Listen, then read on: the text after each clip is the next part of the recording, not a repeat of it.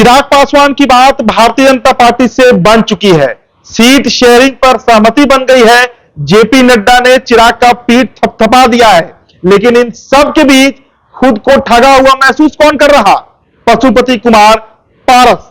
हालांकि उनके social media पर अभी तक यही कहा जा रहा, चाहे प्रिंस पासवान हो या पशुपति कुमार पारस, कि हम एनडीए के साथ थे, हैं और रहेंगे। लेकिन इस बीच अंदर खाने कुछ और ही खेल चल रहा है। जो खबरें निकलकर सामने आ रही हैं, छन कर सामने आ रही हैं, वो ये है कि पशुपति कुमार पारस जो है, उनकी बात राष्ट्रीय अध्यक्ष आरजेडी के लालू प्रसाद यादव से लगातार हो रही है। जी हां, आरजेडी ने खुला ऑफर दे रखा है पशुपति कुमार पारस को कि आप आ जाइए हमारे साथ, वहां पर अब आपको कुछ मिलना नहीं है। अगर आप राज्यपाल बन भी गए तो आपकी राजनीति समाप्त हो जाएगी।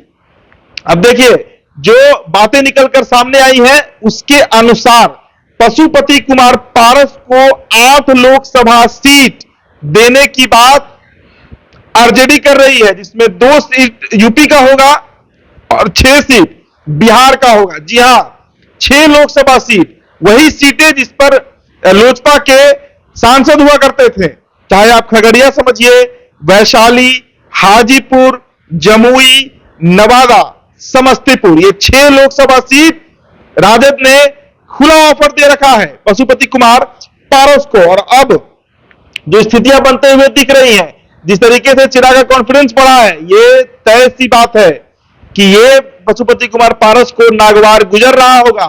उनकी पार्टी में दुख के साथ साथ गंभीरता से नाराजगी भी देखी जा रही है। जो राष्ट्रीय लोक जनशक्ति पार्टी के प्रवक्ता हैं, नेता हैं, उनमें इस बात की चर्चा अब जोर से पकड़ ली है कि आखिर एनडीए में उनको मिला क्या?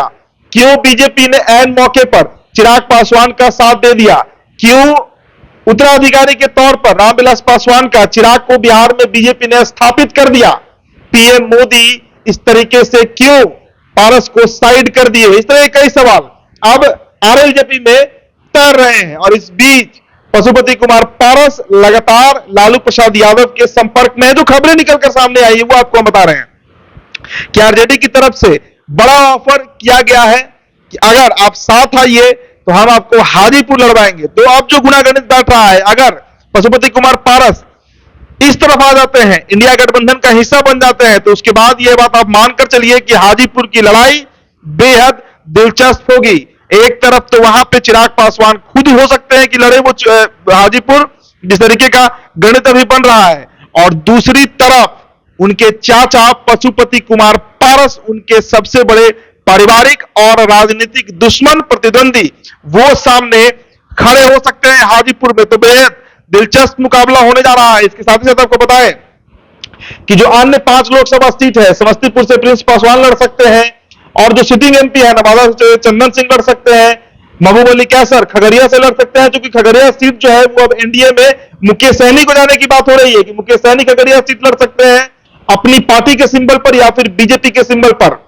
और तो जो गुणागणित बैठ रहा है उसके अनुसार अब पशुपति कुमार पारस का मन डोलने लगा है।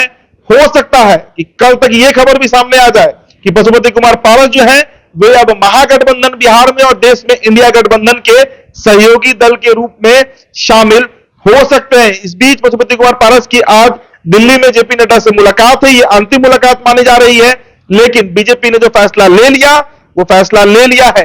चिराग भी कह चुके हैं, उनका बयान अब सामने आ गया है कि हमारे पास जो सीट है, जो 5 लोकसभा सीट है, उसमें किसी का कोटा नहीं है, मतलब उसमें पारस का कोटा नहीं है। साथ ही साथ चिराग ने यह भी इशारों में क्लियर कर दिया कि हमारे गठबंधन में वो है या नहीं है, यह हमको नहीं पता।